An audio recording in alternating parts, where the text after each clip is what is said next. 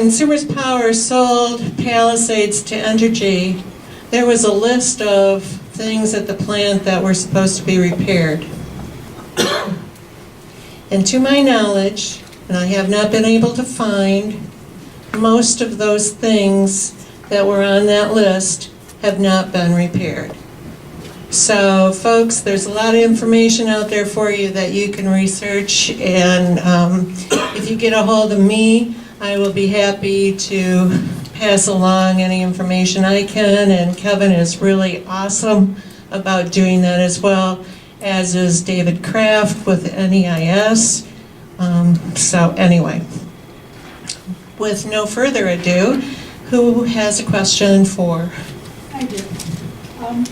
If you could use that so everybody can hear. Hi, my name is Maureen Ravick. I live in South Haven. Actually, I have a house almost within walking distance of Palisades. The decommissioning fund, I understand when Entergy purchased Palisades, there were some weird things that happened to the decommissioning fund. Normally it takes 2 years and that money is not there, is that correct? Well, I can make a generic comment on decommissioning funds, and we'll have him talk specifically about the strange thing that happened when Palisades got bought. Traditionally, decommissioning funds were handled by investor-owned utilities. They had customers, retail customers, to go back to and Consumers Power did that for all the time they owned the plant before they sold it to Entergy. Just everybody pays in a small portion every month on their bill. One of the characteristics of this merchant idea is to strip the price of electricity down to its rawest wholesale commodity price. And you want to get rid of any extraneous little charge you possibly can to make yourself more competitive in the wholesale market. So the utilities that are into the merchant nuclear plants disposed of the long-standing small monthly contribution that all ratepayers made to decommissioning funds, and said, you know, the magic of the market is going to make these funds grow. And so by the time it's time to decommission, the market will have the invisible hand and other very important economic thingamajigs will provide. See? And we'll get to Palisades in a minute, but at Vermont Yankee, I spent the last 3 or 4 months with my colleagues trying to determine what we might be looking at in Vermont, and lo and behold, Entergy's not put any money into it, and they got the state to agree to that in 2002. And now that we're talking about decommissioning Vermont Yankee, we're probably about $250 million short. And Entergy says, well, we'll just wait for the market to do its magic and produce $250 million out of this from the $600 million that we already have. And it's a problem. And this is when I made a reference earlier to bailouts. I predict that, you know, in the end, a lot of these older nukes, Vermont, it has 630,000 people. $250 million is a lot of money. And there is no official mechanism to recover that money. And Entergy and Exelon and all the other merchant nuclear people made this, you know, case around the country when they bought these plants. Like in the case of Vermont Yankee, they did it like 3 or 4 years after the tech bubble burst, and the market took a hit. So if you think that's the solution, you know, guess again. We're going to be left with a huge decommissioning liability, and the federal government's been complacent in allowing them to do it, as have states. And what's the deal here, Mr. Kant? Kraig Schultz has been hammering away on this, so I'm going to okay. turn it over to him. We asked the question to Commissioner Magwood when he visited last spring, that specific question, where did the decommissioning funds go? At the time of the sale, there was around $276 million, I think, in the decommissioning fund. He did some research and he responded, and there was, we have the number on our website. I apologize for not being able to read it to you right now, but it's On our website, we have the actual letter from Commissioner Magwood. There was more than $100 million lost in the stock market in the decommissioning funds. A huge amount, and that's what they're saying, that's where the decommissioning funds went. So, do we have enough today to decommission the plant? Absolutely not. If there were some problem at the plant, we wouldn't have the money to decommission it today.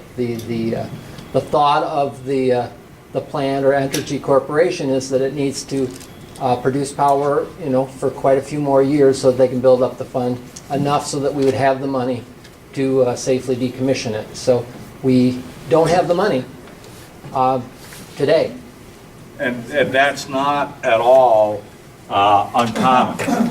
And what we're facing right now is the first test of this whole thing, in that Kewanee represents the first merchant plant shut down, is my understanding. Does that sound right, Dave?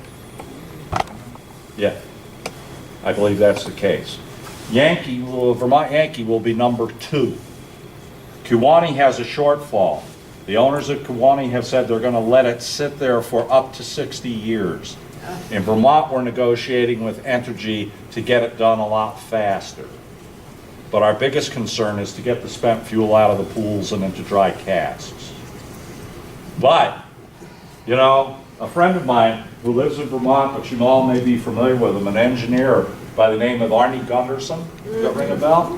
Has a great website called fairwinds.org.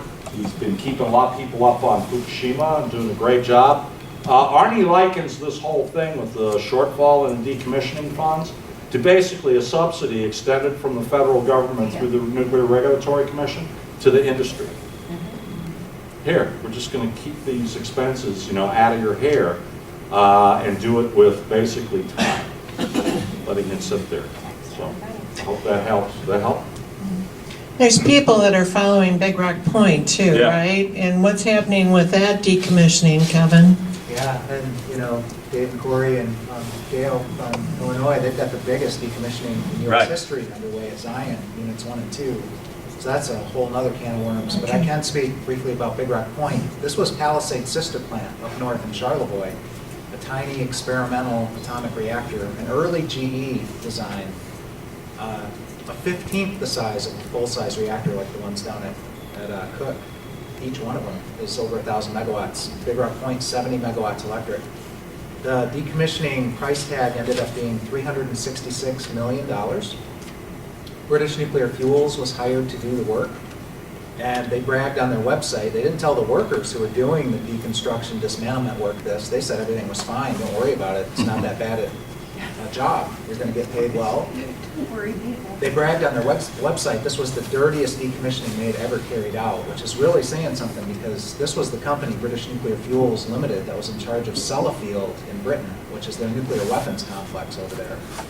They left a lot of contamination at Big Rock, and there's a whole report on the NERS website about it, a backgrounder. They left plutonium and other radioactive poisons in the soil, in the groundwater, and most outrageous of all, they left it in the sediments of Lake Michigan. They had a discharge canal where they discharged liquid wastes for 35 years into Lake Michigan, which they've never even checked to see what the level of contamination is in those sediments there. So I guess, the state of Michigan hasn't stepped up, the US EPA hasn't stepped up, so I guess we should go up there with some vials and take some samples and see what's going on in the sediments there. So they spend $366 million on a reactor that's 1/15 the size of one of the reactors at Cook to clean up the mess that was made and leave all that stuff behind. And it's still there. And in addition to that, there's the high-level radioactive waste. They have 7 dry casks with irradiated nuclear fuel. This was a tiny reactor. And 1 more dry cask that's called greater than Class C, low-level radioactive waste. Reactor internals, just as radiologically hazardous as the high level. So that's still sitting out there. And there's just recent issues at DC Cook, and I'm sorry, but I can't go into the details right now because I don't have them in my head yet, but they failed some inspection tests and they're disputing them now, and it has to do with backup power. Been down that road with them before. Yeah, I'm sure you have been, and I just sent it out to a lot of people on our distribution list, but I haven't really studied it yet. Dave, did you have? On decommissioning. Just a brief remark on the decommissioning issue, because you did bring up Zion. We've been monitoring this for 3 or 4 years. It is the largest decommissioning project in U.S. history because it's 2 reactors. It's the first time they've done a dual reactor. In Illinois, that was an $860 million fund, which again was depreciated because of the stock market crash and they had to build it back up. Yeah. The company that's doing it, though, is Energy Solutions out in Utah. And they are trying to carve out a niche in the market where they want to be the decommissioner for the, for moving forward. So they're using Zion sort of as a model. And if it's a model, you're in trouble. We're in trouble. Wisconsin's in trouble. So a couple of years ago, some of you may have been in Washington for the CAN rally that took place there. And there was a meeting held with the newly installed Commissioner McFarland, where we raised the issue that NRC is woefully negligent in terms of its rules and regulations about decommissioning. Absolutely. And we urged that she make that a priority of revamping NRC regulations. We had one of their clowns come to a dog and pony show at Zion about a year ago, and he made it very, very clear. The NRC does not care about whether there's enough money to do it safely. They only care about whether there's enough money in the fund to tear down the building. They're not concerned about safety. They're not going to dig deep is the problem. And I want you to know that as you move forward when we get to decommissioning here. Next week, some of us are meeting with our Attorney General's office, and we are going to propose that the Attorney General of Illinois perhaps reach out to the Attorney General of Michigan and Wisconsin, who will have decommissioning issues on Lake Michigan, and petition NRC to do something more aggressive about decommissioning regulations, because if they don't, you won't have to worry about that money. It's just going to be frittered away, and you will never get a public accounting. They went 3 years into the project without having an auditor for an $860 million contract. We forced them finally through the state office of the Attorney General to hire an auditor. They gave us their audit last year. It was 2 pages long for an $860 million project, of which they had spent $250 million. And they refused publicly. They said, we will not let you see the line items of where the money was expended. So we've got a lot of homework to do on decommissioning, and we want to make that one of our priorities in Illinois. We suggest that now might be the time to get some allies. Absolutely. Good luck with Michigan's Attorney General right now. Hopefully, we're going to change that in another year. Who else has a question? Chris, good job speaking tonight. Thanks for coming. I appreciate it. I saw you talk a lot about the cooling towers and the transformer fires and safety to the public. I heard lots of gas in the audience. What was the specific safety hazard to the public? No, with this, Yeah. there wasn't one. Okay, how about the transformer fire? Well, The transformer fire, was there one there? there might have been. What was that hazard? There was a large electrical fire outside of the containment structure that has 3,700 fuel rods. Additionally, the condensers that you were talking about too. I don't think those had anything to do with... The condenser can have an impact. A failing condenser can have an impact in a boiling water reactor in terms of the chemical balance of the reactor water if there are extensive leaks from the radioactive side or from the clean side onto the radioactive side.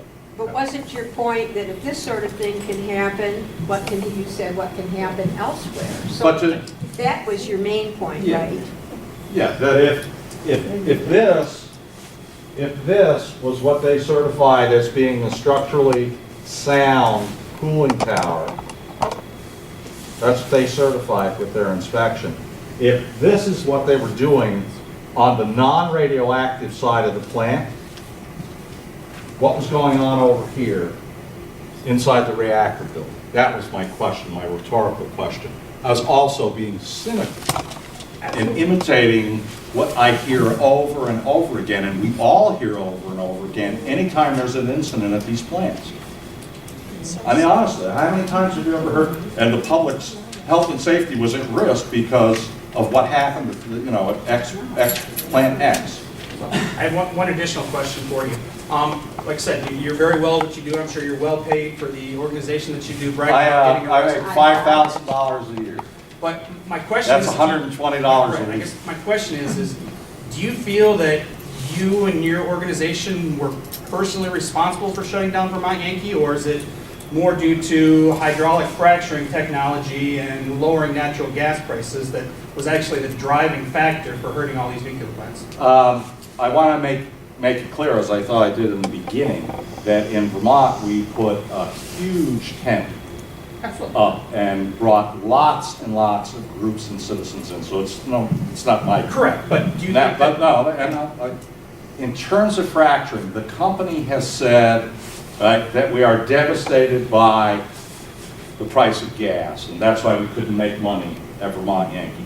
And that may be partially part of the timing here, okay? It's also the case that just like at Pilgrim, Entergy was looking at big ticket items they had to replace. And that certainly was part of it. The other thing that Entergy did in Vermont that I didn't get to, and it actually has a bearing here in what's happening in Michigan, they had a power contract with the Vermont utilities coming out of the sale in 2002. Most of the output of that plant was being sold, or a third of it was being sold to Vermont utilities with firm contracts, and a lot of it was being sold out of state, as it always has, under firm contracts, okay? As a result of lying to our Public Service Board, lying to our legislators, and suing the state, the utilities in the state of Vermont made the decision in March of 2012, when the contract expired after 10 years, the contract that was negotiated at the time of the sale, to not buy power from Entergy, at which time they had to go out into the wholesale market and find other contracts. They did not. No one would buy power from them under long-term, stable contracts. And that's because They of the also fracturing complained, what? That's because of the fracturing technology. No one would buy, the state of Vermont did not buy their power with a firm, long-term contract like they have here, as I understand. They didn't do that, okay? The other thing Entergy complains about in their decision to close Vermont Yankee is the warped wholesale market in the Northeast. Well, I would ask you, who do you think lobbied for the creation of that wholesale market? I'm sure Exelon did, and I'm sure Entergy did. And all these people that clamored for the establishment of these competitive wholesale markets are now complaining that the wholesale market doesn't work. And I find that problematic. So anyway, do you have anything else? Or? No, I'm good. I appreciate it. Thank you. Great. I'm just...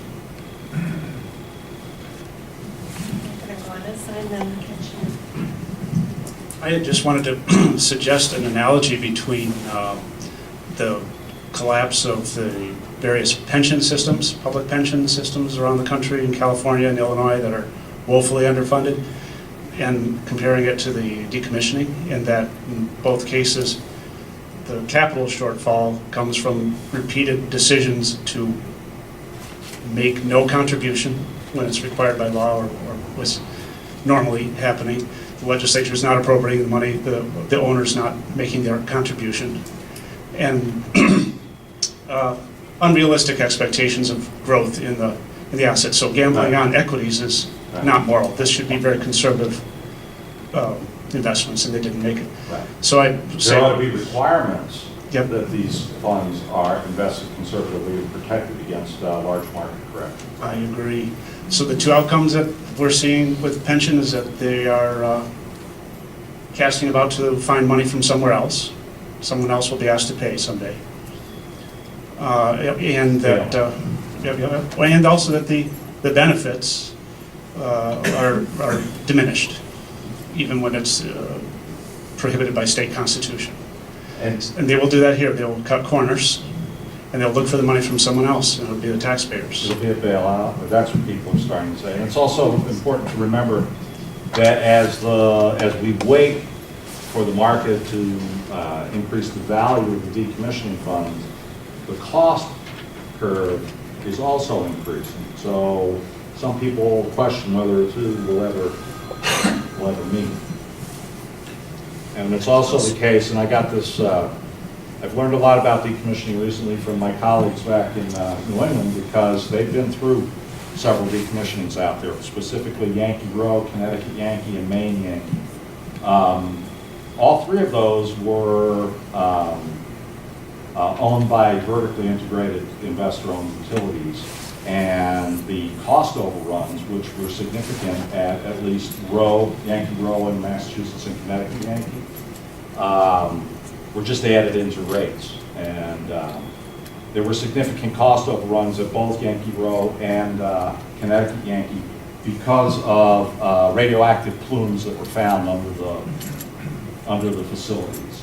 In the case of Connecticut Yankee, there was one that had been growing undetected for 40 years and required significant amounts of money to fix. But they had ratepayers to go back to, which is very different than the merchant experience. My name is Sue Fritz. I have a couple cottages here, and it just kind of concerns me that I have to have an evacuation plan for my guests. And it might be kind of silly, but building something like this on sand seems ludicrous to me. Well, they stopped that. Well, yeah, but they did build it. They did build it on sand. And I guess, just as a matter of public record, how much of this information is available under Freedom of Information Act for us? Because you see the problems, and then it's covered up, it seems like. I'll let other people who work on this stuff talk about it, but I can tell you that, way back when, I am getting old, way back when, there used to be required public information reading rooms. Right. For every nuclear power plant. If you want to see a document, you go into the reading room and get it. When did they stop those? Well, I'm kind of known as one of those troublemakers, so I'd be happy to help with that. Okay. 9/11. Believe me, once I turn you on to how you can find information, you're going to be appalled. But I can tell you that the folks at NEIS and Beyond Nuclear and our colleagues at the Nuclear Information and Resource Service, they do a lot of digging, as well as other players. Is anything being done to shut down all the Mark I boiling water reactors, the 27 or 23 that are remaining? Well, we've done this one. But there is an initiative that Beyond Nuclear is leading called Freeze Our Fukushimas before the NRC, correct? Yeah, there's an interesting overlap, those Venn diagrams from math. So you got 23 of these General Electric Mark I boiling water reactors that are identical to Fukushima Daiichi, so we know what they're capable of. Then you got 8 more GE BWR Mark IIs that are very similar.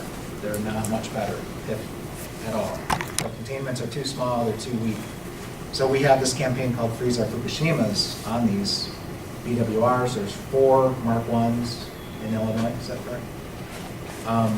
You got Fermi Unit 2 in Michigan, which is the biggest Mark I in the world. It's the biggest Fukushima Daiichi units 1 and 2 put together in size. But the Venn diagram, Entergy, has a bunch of Mark Is. You got, and Chris covered this, you got Pilgrim near Boston, you got Fitzpatrick on Lake Ontario in upstate New York, Vermont Yankee. So that's a bad Venn diagram. When you got a rogue nuclear corporation like Entergy running these, jalopies from 1970 into the ground. So we are prioritizing. That's why so much talk tonight about Fitzpatrick and Pilgrim and Vermont Yankee is. These are the worst of the worst, with the worst company. We got to shut these things down. And Detroit Edison's is a rogue too, so a lot of good folks fighting that one over there. There's a hand over there, Betty.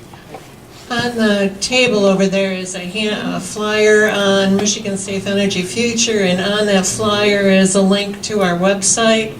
And on the website, I have, on the information tab, I have direct links to all of these different organizations that we named, including Chris's, but Dave Kraft's, Kevin's. There's a bunch of them, and they're a direct link. If you hit their name, it'll take you right to their website. I'm always surprised at how the people who are closest to a nuclear facility seem to be the least active, it seems like. I know part of the problem is people who work at a nuclear facility or have family members there are worried about, obviously, their income. It's a big concern. The community often relies on the income of those workers to support the community, as is the case in Palisades. They have hundreds of people who work for the plant and their families, and then that affects the economy of South Haven. So I guess my question is, how much resistance did you get from the people who are directly impacted from Vermont Yankee? And did you draw the resistance against this? Did it draw from the outside and then eventually get to the people who are closer to it? Okay, Vermont Yankee is located in a town by the name of Vernon. And as with many Vermont towns, it's very small. And so Vernon is basically, it's a company town. Probably not unlike South Haven. But the bigger community that's usually associated with Yankee is Brattleboro, which is about 8 miles north. And it's the county seat, and it has a larger population. But people in Vernon, yes, were not very supportive of our efforts to close the plant. However, when I think of the community close to the plant, if you will, we like to think in terms of the evacuation zone, generally, which has gotten smaller in the time that I've been doing this work. So, to answer the question at Vermont Yankee, a whole lot of the energy and effort to close Yankee came from the people in the evacuation zone. We had a march, it would have been a nice slide. People marched from the evacuation zone all the way to the state capitol in Montpelier in the middle of January to deliver, petitions and to lobby their legislators. So there was a lot of activity, not from the employees or from the town that benefited directly through basically property tax contributions.